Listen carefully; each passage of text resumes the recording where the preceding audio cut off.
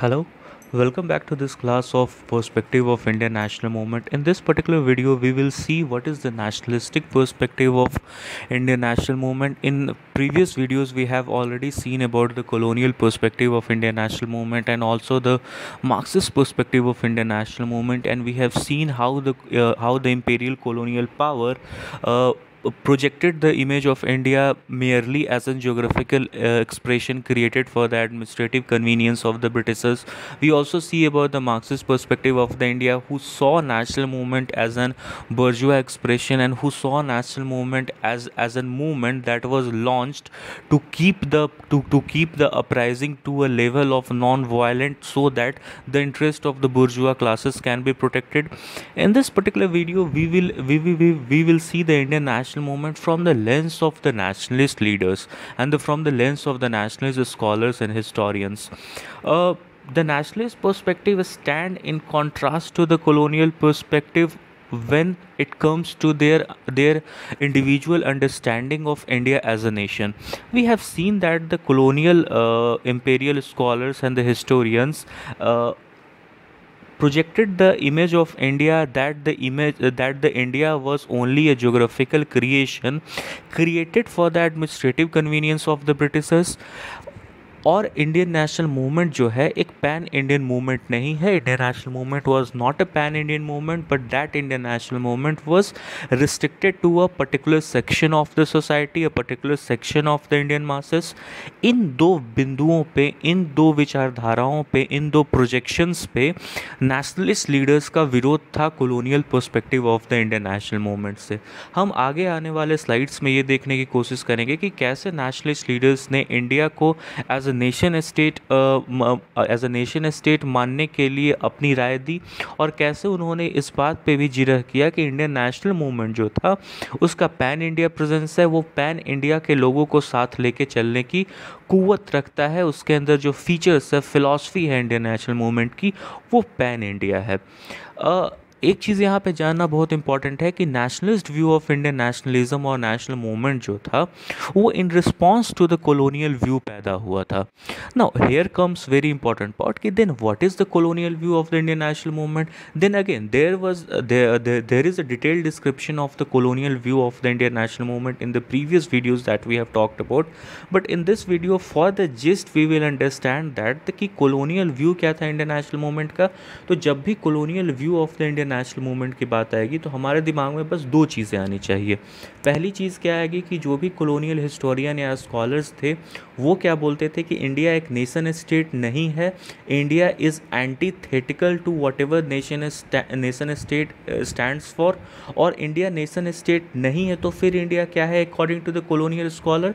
तो इंडिया अगर nation state नहीं है तो इंडिया क्या है, एक जोग्राफिकल एक्सप्रेशन है जिसे कॉलोनियल पावर्स ने क्रिएट किया है for the administrative convenience of the colonial power. तो कॉलोनियल व्यू पहला ये था इंडियन नेशनल मूवमेंट और इंडियन नेशनलिज्म के बारे में. दूसरा व्यू क्या था कि इंडियन नेशनल मूवमेंट जो है वो एक पैन इंडिया मूवमेंट नहीं है बल्कि एक पर्टिकुलर कास्ट का मूवमेंट है, एक पर्टिकुलर रीजन का मूवमेंट है, एक पर्टिकुलर एरिया का मूवमेंट है और एक पर्टिकुलर इंटरेस्ट ग्रुप का ये मूवमेंट है, न कि इसका पैन इंडिया प्रेजेंस है, न कि इंडियन नेशनल मूवमेंट की पैन इंडिया अपील है. तो ये कॉलोनियल व्यू था इंडियन नेशनल मूवमेंट का. अब इस टॉपिक को हम लोग कैसे तोड़ने की कोशिश करेंगे, इस टॉपिक को कैसे हम लोग समझने की कोशिश करेंगे, क्योंकि ध्यान रहे ये टॉपिक जो है यूपीएससी मेंस का जो आपका political science and international relation का जो ऑप्शनल पेपर 2 है उसका ये पहला चैप्टर है. And this chapter forms very important part of your paper 2.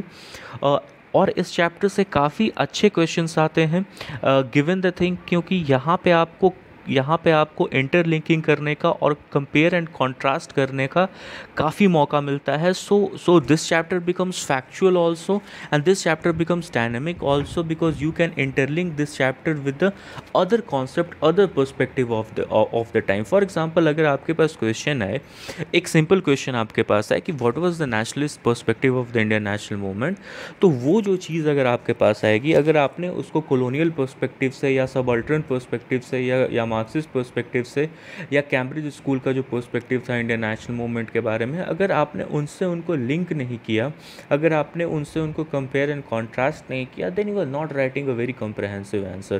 So this chapter gives you ample opportunity for the interlinking of the various concepts. So how we will study this particular topic? So first of all we will study the evolution and the approach of the nationalistic perspective. Okay, so nationalistic perspective का evolution approach कैसे हुआ, nationalistic perspective को various school of thoughts जो थे वो कैसे देखते थे. दूसरा हमारा flow of the topic क्या होगा कि हम लोग देखेंगे कि हम लोग एक इशू पे डिस्कस करेंगे कि इंडिया जो है has been a nation since the earliest time. तो ये इशू को एज अ क्वेश्चन मार्क समझ के हम डिस्कस करेंगे कि क्या ये सच था कि इंडिया एक नेशन स्टेट था एंशिएंट टाइम से, या इंडिया एक नेशन स्टेट एंशिएंट टाइम से नहीं था. उसके बाद हम लोग रविंद्रनाथ टैगोर, गांधी और नेहरू का व्यू देखेंगे India as a nation state पे. फिर हम लोग देखेंगे कि factor that led to the rise of national movement according to the nationalist historians, and then we will conclude this topic by understanding the nationalist leader as the selfless spokesperson of the silent majority. Now, while the nationalist leaders accepted some of the ideas presented in the colonial historiography, they strongly reacted against the disintegration of the India and its people. Now, in contrast to the instrumentalist approach of many colonial historians, the nationalist historians adopted an idea-centric approach. Now, यहाँ पे एक चीज़ जानने की ज़रूरत है कि हम ये बोल रहे हैं कि nationalistic perspective of Indian national movement जो था वो in response to the colonial perspective पैदा लिया था, लेकिन at the same time we are also saying that कि nationalistic historians जो थे उन्होंने कई सारे आइडियाज़ जो थे जो कि कॉलोनियल हिस्टोग्राफर्स ने प्रेजेंट किए थे उनको एक्सेप्ट किया था, लेकिन at the same time they were against the colonialist disintegration of India and its people. लेकिन जो एक आइडिया था कॉलोनियल हिस्टोग्राफर का, द डिसइंटीग्रेशन ऑफ इंडिया, उसके खिलाफ थे नेशनलिस्टिक पर्सपेक्टिव वाले लोग. तो वन ऑफ द आइडियाज़ जो कॉलोनियल पर्सपेक्टिव ने प्रस्तुत किया था और उनका जो फ्रेमवर्क था वो आइडिया प्रस्तुत करने का, वो इंस्ट्रूमेंटलिस्ट अप्रोच था. लेकिन हमारे जो नेशनलिस्ट हिस्टोरियंस थे उनका जो आइडिया था वो आइडिया सेंट्रिक अप्रोच था. उनका जो पर्सपेक्टिव था इंडियन नेशनल मूवमेंट का वो आइडिया सेंट्रिक अप्रोच था, वो आइडिया सेंट्रिक पर्सपेक्टिव था. इंस्ट्रूमेंटलिस्ट अप्रोच कहने का क्या मतलब हो गया? इंस्ट्रूमेंटलिस्ट अप्रोच कहने का मतलब क्या हो गया कि जो कॉलोनियल स्कॉलर्स थे they used to look India as an instrument and they used to look colonial power as an instrument. और जो नेशनलिस्ट हिस्टोरियंस थे when they put an idea centric approach, they did not see masses and the India as an instrument rather than the idea. और यहाँ से हम देखेंगे कि एक जो ऑर्गेनिक इंटेलेक्चुअल्स का कॉन्सेप्ट निकल के आता है इंडियन नेशनल मूवमेंट का, that concept of organic intellectuals जो है वो इसी आइडिया सेंट्रिक अप्रोच से निकल के आता है. तो इवोल्यूशन ऑफ नेशनलिस्टिक पर्सपेक्टिव के बारे में जब हम लोग बात करते हैं तो दो आइडियाज़ हमारे सामने आते हैं. पहला आइडिया हमारे सामने आता है कि नेशनलिस्ट आइडियाज़ जो हैं वो डेवलप हुए हैं, वो अडॉप्ट किए गए हैं under the influence of the west. और दूसरा आइडिया मेरे सामने निकल के क्या आता है कि ये जो नेशनलिस्टिक फॉरवर है, ये जो नेशनलिज्म की भावना है, ये अर्लीस्ट टाइम से एंशिएंट टाइम से प्रेजेंट था. अब देखिए early phase of the national movement में मॉडरेट्स जनरली क्या बोलते थे कि जो स्पिरिट ऑफ फ्रीडम है वो वेस्टर्न इन्फ्लुएंस के कारण आया है. ये जो स्पिरिट ऑफ नेशनलिज्म है, ये स्पिरिट ऑफ फ्रीडम जो है वो वेस्टर्न एजुकेशन और western influence and the idea of liberty, equality, fraternity से आया है, जिसने फ्रेंच रिवॉल्यूशन को या अमेरिकन वॉर ऑफ इंडिपेंडेंस को गाइड किया था. वहाँ से ये वेस्टर्न इम्पोर्टेड कॉन्सेप्ट है नेशनलिज्म का. कुछ स्कॉलर्स तो जो थे वो ये मानते थे. ऐसे स्कॉलर्स का ऐसा मानना इसलिए था कि western education and ideas of liberty were basically responsible for the formation of national consciousness. Now और जब when the national movement intensified, लेकिन जब नेशनल मूवमेंट इंटेंसिफाई करने लगा, then writers began to searching for the indigenous root of such ideas कि कहीं ये जो idea of the Indian national movement है, कहीं इसका कोई इंडिजीनियस रूट तो नहीं है, कहीं ये पहले से हमारे देश में तो नहीं पाया जा रहा है। क्योंकि आप देख रहे हैं दो व्यूज़ हैं यहाँ पे perspective of the nationalist perspective के बारे में, नेशनलिज्म के बारे में। पहला व्यू ये कहता है कि it is because of the western influence, दूसरा व्यू ये कहता है कि नहीं, these ideas were present since the ancient time. Now these approaches should be marked basically as ideas rather than as segregated according to the historians। अब ये दोनों जो आइडियाज़ थे, ये दोनों आइडियाज़ का ऐसा ये मतलब नहीं था कि अगर मान लीजिए कोई स्कॉलर ये आइडिया देता है कि इंडिया में जो नेशनलिज्म की भावना उत्पन्न हो रही है that is because of the western influence, इसका कहने का ये मतलब नहीं है कि they are according to the view of the colonial scholars or they are accepting the view of the colonial perspective। These ideas were basically ideas and not segregated and independent ideas। Okay, now जो ये view था कि जो nationalism है वो under the influence of the west आया है, ये व्यू क्यों आया? तो इसका सबसे पहला जो लॉजिक वो देते थे वो था English educated education. And that English educated education ने एक नेशनलिस्ट कॉन्शियसनेस को जन्म दिया। उस नेशनलिस्ट कॉन्शियसनेस ने लिबर्टी और फ्रीडम की भावना, लिबर्टी पाने की भावना, फ्रीडम पाने की भावना, उस भावना ने पेट्रियोटिक फीलिंग को जन्म दिया। एंड इंडियन नेशनल कांग्रेस जो था was the result of the search to find avenue for self expression and self assertion. तो जो ये पर्सपेक्टिव था कि इंडिया में नेशनलिज्म का जन्म इसलिए हुआ है because of the influence of the western education, और ये वेस्टर्न एजुकेशन के कारण क्या हो गया, आपका एजुकेटेड मिडिल क्लास के अंदर नेशनलिस्टिक कॉन्शियसनेस जागृत हो गया। That arousal of nationalist consciousness among the Indian middle class leads to the yearning for the liberty and the freedom, and this leads to the feeling of the patriotism। Now और इन्हीं सब चीज़ों ने it led to the avenue of the self expression and the self assertion. और Indian national Congress जो था इन्हीं सब फीलिंग्स का क्या था, एक भावना थी, और इंडियन नेशनल कांग्रेस इन्हीं सब फीलिंग्स के कारण एक पैदा किया गया ऑर्गेनाइजेशन था। Now this becomes very important to understand that when the nationalist scholar presented this view, they were not accepting the view of the colonial perspective, rather than they were one of the segment of the nationalistic perspective who traces the origin of nationalism to the Western education। Now लेकिन अब यहाँ पे ये बात आती है कि अगर वेस्टर्न एजुकेशन से ये चीज़ आई है तो फिर एक्सट्रीमिस्ट फेज़ में इंडियन नेशनल मूवमेंट कैसे चला गया? फिर इंडियन नेशनल मूवमेंट में वो जो रिवॉल्यूशनरी फेज़ था वो कहाँ से आ गया?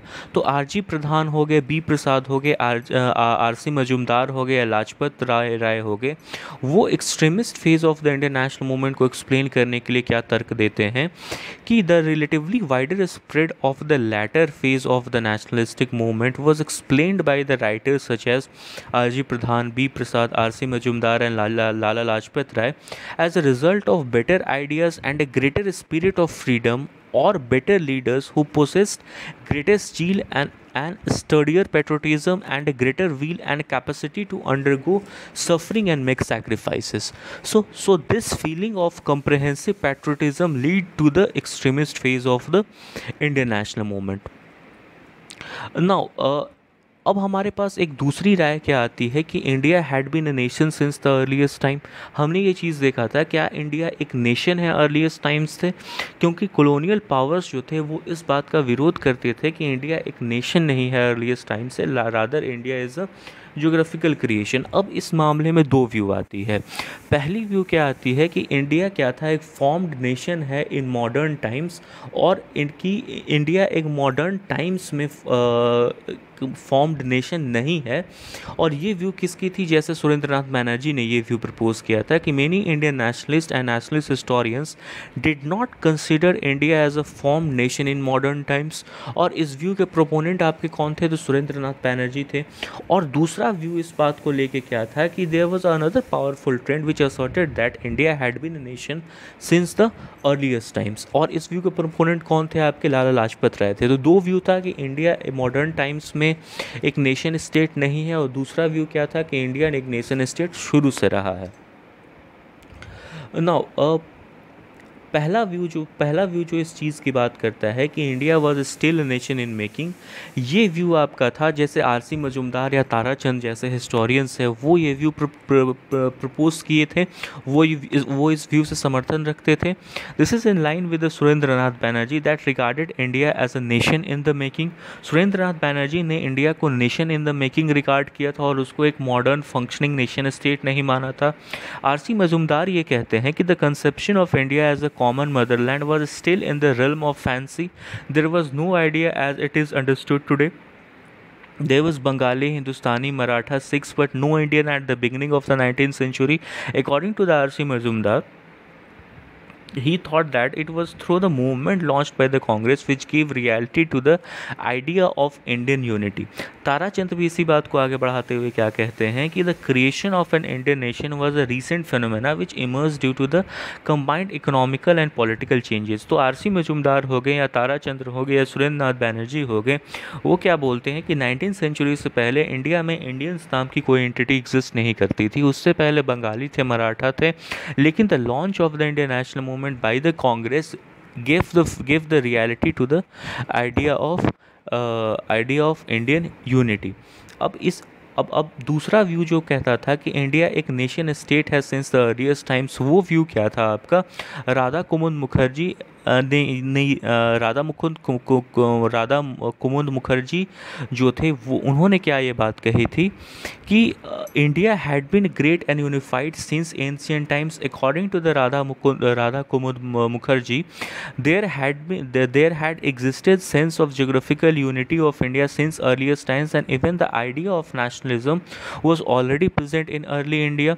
हरबिलास सद्रा भी इस बात को हिंदू सुपीरियॉरिटी में ये मानते हैं कि the ancient Hindus way the greatest nation that has yet flourished in the earth.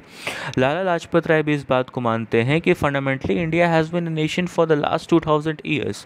तो ये जो व्यू दो डिफरेंट स्कूल ऑफ थॉट्स का रहा है कि इंडिया एज अ नेशन है since the earliest time and India is a recent geographical